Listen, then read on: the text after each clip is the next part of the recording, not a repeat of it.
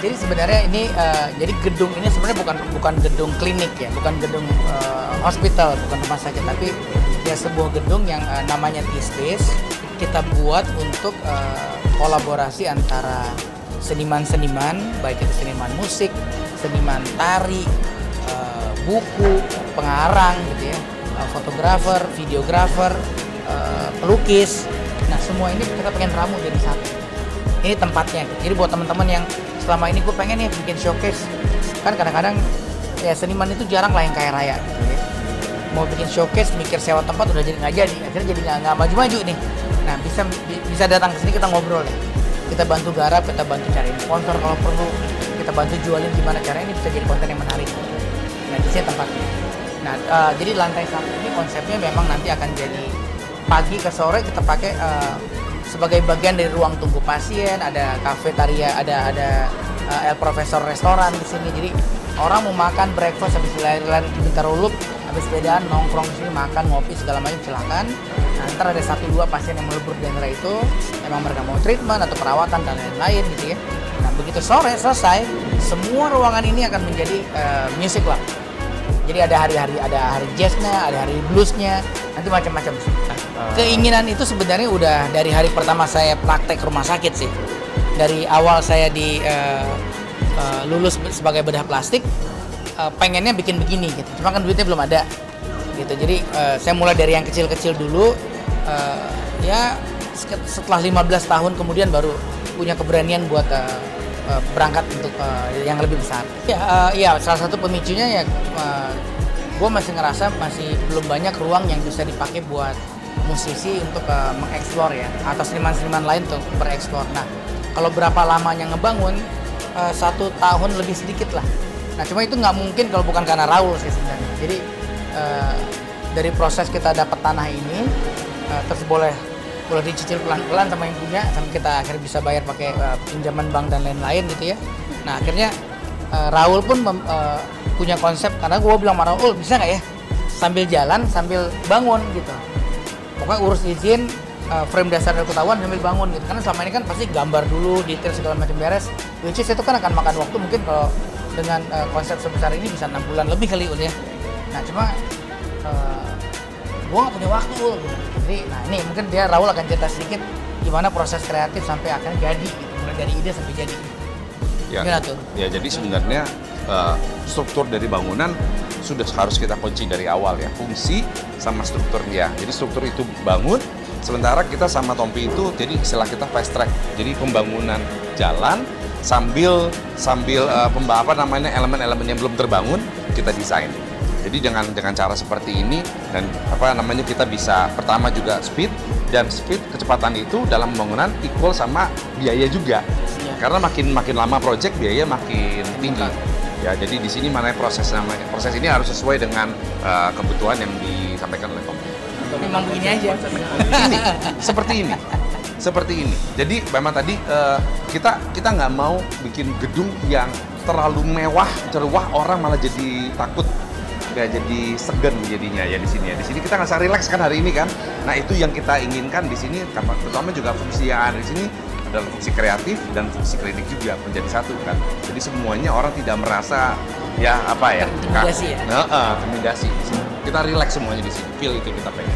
Ya sebenarnya sih intinya sih kolaborasi antara saya sama Tompi ya, gitu ya. Jadi 2 kepala yang mempunyai 2 pemikiran sendiri bertemu di dalam satu space yang di sini dan satu fungsi yang emang juga.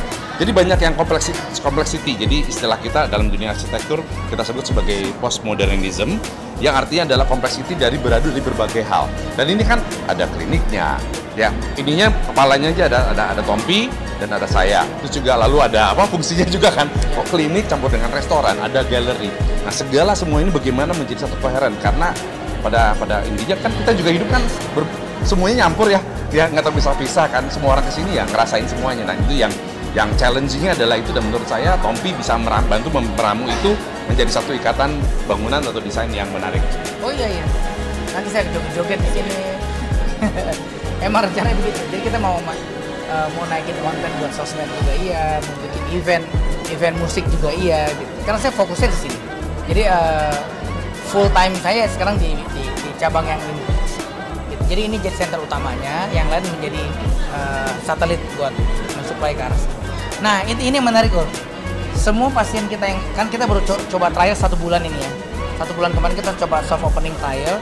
Semua pasien kita yang datang tuh komentarnya alhamdulillah sih, wow, semua gitu.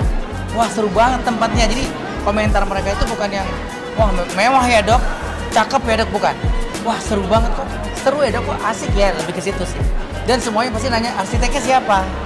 Nah saya rasa itu yang saya sampaikan ke awal, kayaknya tuh udah agak jarang deh orang tuh datang masuk ke sebuah tempat nanya siapa yang bikin. Biasa cuma senang ya udah duduk aja udah gitu kan ya. Ini enggak, rata-rata semua pada nanya arsiteknya siapa gitu. Nanti kita pengen bikin memang setiap weekend akan ada live music di sini, mulai dari untuk komunitas jazz maupun aliran-aliran musik yang lain. Terus seperti tadi saya sempat sampaikan, kita pengen bikin ada Bintaro Jazz Festival, pengen bikin Bintaro Festival. Terus nanti kegiatan pottery, memahat dan segala macam event kayak akhir tahun ini misalnya akan ada Bintaro District Design. Itu salah satu pertemuan arsitek mungkin salah satu yang terbesar sekarang ya. Nah mereka sudah datang ke sini dan tertarik untuk menjadikan T-Space ini sebagai salah satu kolateral venue-nya. Kita belum berhitung pasti ya, tapi saya rasa kalau buat acara musik outdoor sekitar 800 orang standing masih oke. Ya kalau di dalam sini mungkin sekitar 600-an standing masih oke.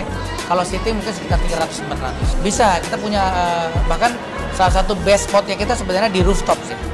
Rooftop tuh salah satu best spotnya, itu kalau mau bikin acara sih bakal keren banget ya. Sebenarnya gini ya, itu yang saya bilang ya. Sebenarnya sekarang yang bekerja di tempat saya itu banyak orang sekitar sini. Cuma mungkin nggak kenal sama yang kemarin demo, nggak kenal mungkin. Jadi dianggap bukan orang sini mungkin ya, satu itu.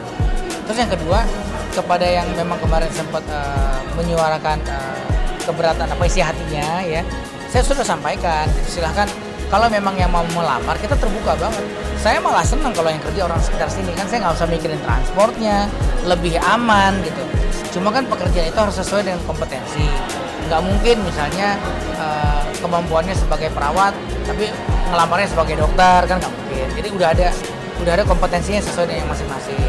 Terus buat yang pengen masuk kemarin ke keamanan misalnya, atau ke office boy, atau ke restoran, saya bilang silakan masukin lamaran, nanti saya kenalin ke pos-posnya. Karena kan bukan di bawah saya langsung. Nah, jadi nggak bisa kalau di bawah saya langsung, ntar giliran dia sakit kan nggak ada yang ganti. Tapi kalau kita pakai third party kan kita taunya keisi terus posnya. Gitu. Jadi saya bilang silakan masuk, nanti ikut pelatihan. Setelah pelatihan dinyatakan lulus, kerja di sini gitu. Dan kedepannya kan kemarin itu sebulan pertama kita masih soft trial, yang kerja juga masih sedikit karena memang aktivitasnya masih sedikit, belum kita ngebus nih. Nah nanti kedepannya insya Allah semakin banyak aktivitas pasti akan semakin banyak lowongan pekerjaan buat orang sekitar. Dan sekali lagi saya memang sangat tanpa mereka minta pun memang maunya orang sekitar sini gitu. Oh iya, saya bakal jadi orang Tangsel pokoknya. Jadi pemilihan kepala daerah berikutnya saya akan nyoblos di sini. Mungkin Pilpres juga nyoblos sini. Ya satu memang saya rasa faktor umur ya, udah males pergi kejauhan dari tempat kerja. Yang kedua, menurut saya alamnya, udaranya masih jauh lebih mendingan daripada tempat tinggal lama saya sih. Gitu, di rumah saya sekarang masih ada suara burung, ada biawak, ada ular, seru. Ya asal ular yang gigit kita aja. udah clear. Kita udah ketemu, mereka udah ketemu, akhirnya udah mengerti gitu. Ya saya bilang, ya saya yakin lah mereka percaya saya bukan orang jahat gitu. Jadi nggak perlu diperlakukan sebagai orang jahat gitu. Terus kalau masalah jalan yang dituduhkan, yang sempat dipikirkan saya yang bangun, ya mereka tahu lah yang bangun bukan saya kok.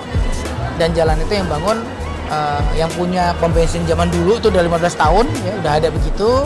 Dan kabarnya dibangun sudah dengan persetujuan dari dinas pengairan. Saya rasa nggak perlu dibahas lagi sih ya, yang penting kan udah beres ya, udah berakhir dengan baik-baik gitu. Sekarang udah saling support kok.